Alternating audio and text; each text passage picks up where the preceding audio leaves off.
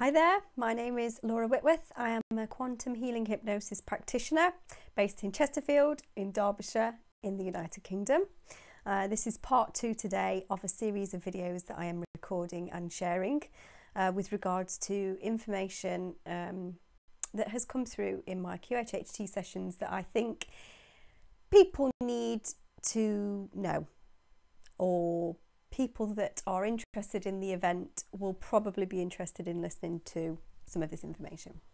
So this next lady was a Mantis being. So when she described herself, she had big eyes, her skin was quite translucent, thinner than paper. She's got silver effervescent wings that are folded up.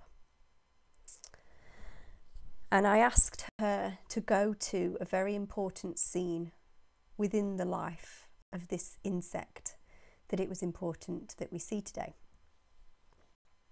So she moves, and this is what we see. There's something wrong with the air. It's too heavy and thick. And I said, what's caused there to be a problem with the air?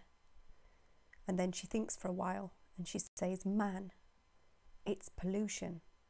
Something's gone wrong. So I said, describe what you see. She says, it's dark. I can't get my breath properly. I can't breathe. So I say, what is it that's happened? It's clogged. What is it that's clogged? The nutrients that you need in the air, we can't utilise them anymore. It's making breathing really difficult. Why? What has happened? And then she just kept saying, free radicals, free radicals. She was very distressed. So I said to her, in the place where you are there others there with you? Yes, there are others, but they're dying. I said, what about you? Are you okay? Yes, I'm still hanging on. So I tried to find out where she is, and I say to her, is this place Earth, or is this another planet? Another planet. It feels like man's contamination has caused this place to be damaged, whereas before it was beautiful. Something has happened and it's stifled. It's having an after effect on us. It's changed the atmosphere on the planet. What they have done there has affected us here. So I said, so what man's doing on their planet has caused the atmosphere to change on your planet. Is that because we're all connected? And she says, yes, we are all one. So I say to her, what are you going to do? She says, I'm thinking what to do. I'm concentrating on how to do something. I feel like I've got to do something, but I don't know how it is or what it is that I've got to do. I'm sat thinking, I'm worrying. So I say, is there anything that can be done to change things on Earth so that your planet can recover? The damage to my planet is too much. She's really sad at this point. Earth, it has to change. It can't be put back together as it was before, as it was broken and not working. Will everybody on your planet die? Lots of them are dead. There's a few like me that are stood standing. What was the thing that happened on Earth that changed your planet, that affected your planet? Do you know what that was? And then she paused for a while and she said, I see blood and fire on Earth. It was like a large explosion. So I think all of us can have a think about that and get a good idea of what that could have been in terms of a large explosion on Earth, blood and fire. In this place where you are, is it very far away from Earth? Not very far in terms of how big it is out there, I'm sure. What is your planet called? And then straight away she said Taurus. But then she started saying another word after Taurus, and she was going TT, Taurus, TT. So, but she was very sure it was something in the constellation of Taurus. What will happen now? You said you were thinking. What are you thinking about? Then she says, there's like a pause button. You can't step forward without thinking as to how best to act, waiting in a courtroom for a verdict before you can make a decision for what action to take. So I say, where does this verdict come from that you're about to receive that will tell you what action you need to take? She says it comes from God. So I say, how do you hear God? God speaks to me. He's keeping me alive at the moment. Has he told you why? What is it that he wants you to do? I'm going to be put somewhere. I've got to do this thinking that I'm doing now whilst I'm in a conscious state to collate the knowledge of what has happened here. Creator is going to put me in another place. Not in a courtroom, but in something similar. And I'm going to be the gatekeeper. So I was like, what? The gatekeeper, you say? What does that mean? So anyway, where is this place that he wants to put you? It exists all around us. It's in the space. It's here, but it's nowhere.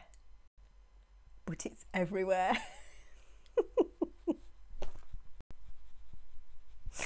Sorry, it always makes me laugh, things like that, because it's hard enough down here, isn't it? Trying to make sense of everything. It's hard enough in 3D trying to make sense of everything.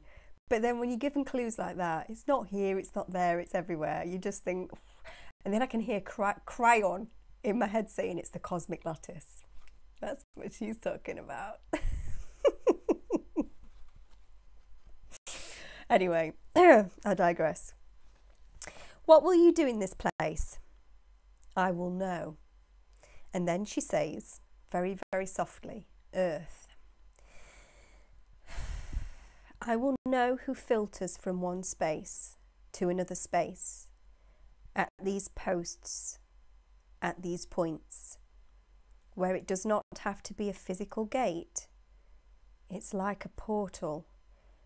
I can be there to help the gates be opened, but also to hold back at the gates. So I say, so you're helping to open the gates, but you're also staying where the gates are. It's because I have to hold people at bay, the people who are not going to be going through the gates at this time. So I was like, okay, why has God asked you to do this job? Because he knows that I understand the filter. I can feel all of the energy. I can let that feeling of osmosis through. Some go through, some do not go through. So I want to get more information on this. Who are these people that she's letting through? I feel like she's talking about the Ascension and the people who are ready to ascend versus the people who aren't ready to ascend. But I don't know at this point, so we're just going to see where this goes. Who are the people that you let through? The people like myself. They're going through in masses, but there's a bubble of forms and energy that need to be held at bay. So I am on guard. I am on station duty because of what I know. I know that they are not ready yet. so I have to hold them back. So I say, so how do you do that? It feels like a big blob, a big energy blob, but spongy on the outside. There's a big blob of mass that takes some pushing back. Although things came to this point individually, they are now collecting there as a mass. This blob is getting bigger, ever more cumbersome, but the light just flies straight through. So I'm saying, who is the blob? And what does this blob represent on Earth right now? It's the middle ground people. The light ones are going through. The dark ones won't come anywhere near. But the middle ones are shaded. They are neither black nor white. The shaded people are the blob. So I say, so what happens to these shaded people? These people want to go to the light. They want nothing more than to go to the light. But there's things that they've got to address first before they go to the light. They can't just have the freeness to go to that space. They have to learn something more before they can go. So I say to her, what is it that they need to learn? Who are these people that you're not letting through as the gatekeeper? Empathy, compassion, kindness, not being so self-centered. These people are not bad people. It's just that they are not creating an equal balance within themselves. They think of themselves as insular people, separate entities. They do not think of their community or the people around them. They only think about what they want and how they can get it. They need to combat greed. So then I say, how are you being a gatekeeper for these people? She's on guard. The pureness of the light must be kept pure. It has to be etheric. It has to be like that. You can't let seeds invade where they might be able to affect the light. That has to come out of them before they enter that space, mentally cleansing. How do you help them do this?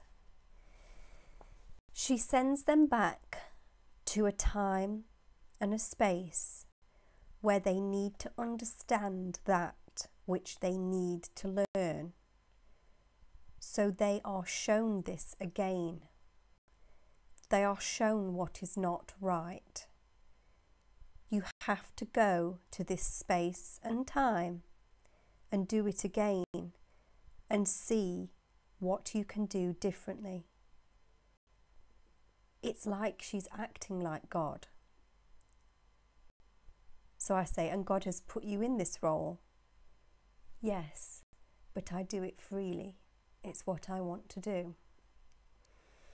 So now your role on earth is to show people what it is that they are lacking. So if they lack empathy, you can show them through you showing empathy to someone else. You can show them the way. So basically, she is doing what people should be doing as a shining example. So people can watch her and think, I really like how she handled that situation there. And you know what? I probably would have flown off the handle and lost my rag, but that woman didn't. She did it differently. And that's what she's doing. Yes, she can morph into different positions. She is in the right space at the right time to teach the lesson. So I say, I'm like, wow, I say, she's like God's mirror. And she says, yes. And I say, what else does she need to know about this? She knows. She senses it with every part of the core self of her. She knows the rhyme and the reason of things. She's asking questions and she already knows the answers. She's protected. So then I say to her, who is it that protects her? Creator protects her, God. But many people in the light also come round to protect her. They enclose her. They keep her safe. So this session went on and we went to lots of different places and saw lots of different things. And then I brought her higher self through, where we ask all of the questions that we want to ask, all of the things that she wants to find out. And this